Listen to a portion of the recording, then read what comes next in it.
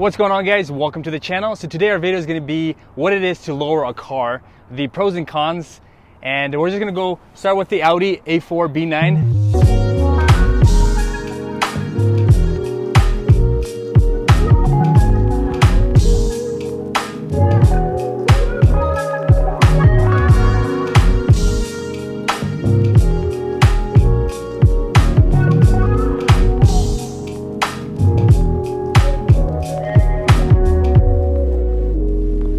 So I lowered my car about sometime a few months ago, and I actually got coilovers instead of lowering springs. This gave me the adjustability for the ride height, especially now that it's winter here in Colorado. You don't want to be having a car that's too low.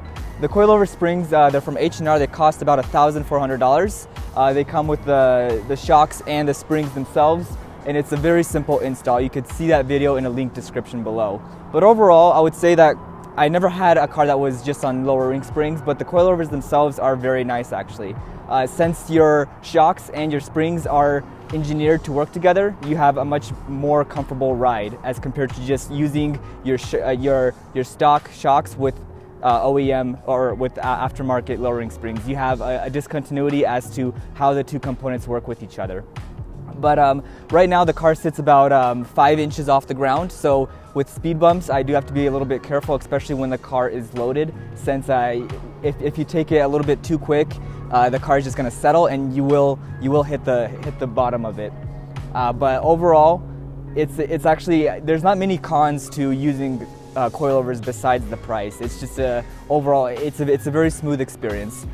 All right, so the 8.5 is sitting on just springs, not coilovers, so I do have the disadvantage of lifting it, lowering it. This car has been lowered about 4 years ago, so you can see that it's pretty much settled. It's sitting at the lowest, very small gap. I guess we'll start with the cons. The cons is it's very bumpy. We'll give you a ride, and then also the tires will eat up a lot faster. I mean, if you get not brand tires, you're gonna be wearing out so only a season's gonna last. But as far as the pros, definitely a lot better handling when you're going through the mountains. Very good stability, and then obviously, I mean, it looks really nice when it's lowered. Gives that nice clean look. You don't have that wheel gap, Right now I'm sitting around 6.5 to 7 inches off the ground, which I think is good with just the springs. That way I can still drive it in the winter because this is my daily car. Just to add on to the whole idea of better stability control, since your car is lower, your center of gravity is closer to the ground, which prevents the risk of potentially flipping the car over. So that's one of the biggest, I think, safety advantages of lowering a car.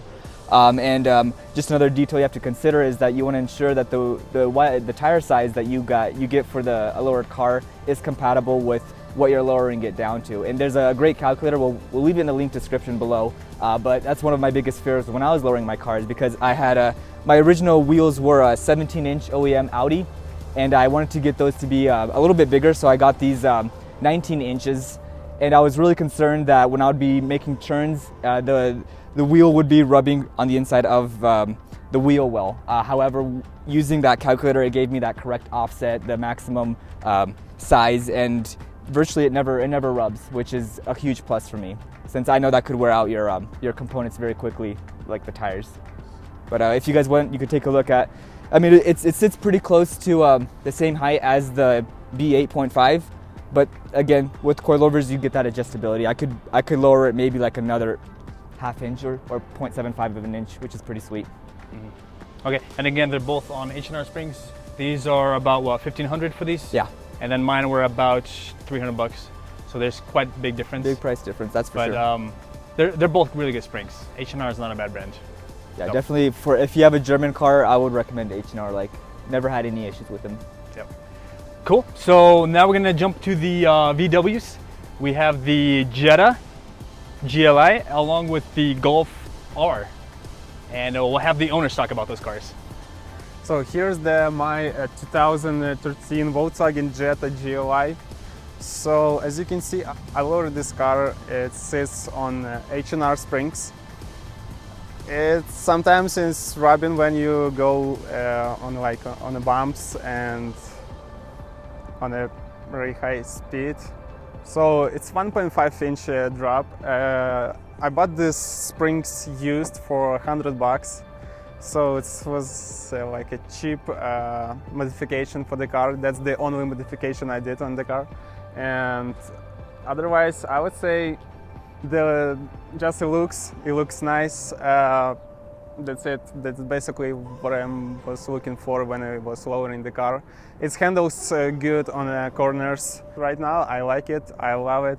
That's what I was looking for. This is a 2015 Volkswagen Golf R. It's my daily. No, it's not my daily. It's my weekend. So what's your daily? It's a Jetta. Yeah, that thing's a pretty beast. So I got Emmanuel design springs. It gives it about a 1-inch drop. Even so far, I installed them last week. I don't think they've settled yet, but visually it looks a lot better. Let's see, how many inches off the ground? About that much. So, you know, if you measure that, it's about 6 inches. 6 inches? All right. Yeah. It's not bad. So, what would you say? Is it a big difference as far as like bumpiness? These ride like stock. No difference. I mean, it doesn't handle any different, doesn't drive any different. It just looks better. But overall, I'm pretty satisfied. They were $280 plus some other little things here and there. What about as far as lowering? Would you recommend taking it to a shop, or would you think it's an easy task, well, decent task for somebody else to do it themselves at home? Honestly, the back ones, super easy. The front ones, probably take to a shop and spend the money. Don't waste your time because it's a pain, big pain. How long did it take you to do the front? The front, if you're doing it by yourself and you're inexperienced and you've never loaded a car before, probably like 3 hours for one side. The back, probably 1 hour per side. If you're quick, probably like 30 minutes. All right, guys, well, that's it for this video. Thank you so much for watching. Please leave a like, subscribe, and comment. We're curious to know, what was your experience with lowering cars or installing coilovers? In addition, we'd love to hear from you guys. What sort of recommendations do you have for the Audis or the Volkswagens? Thanks again, as always.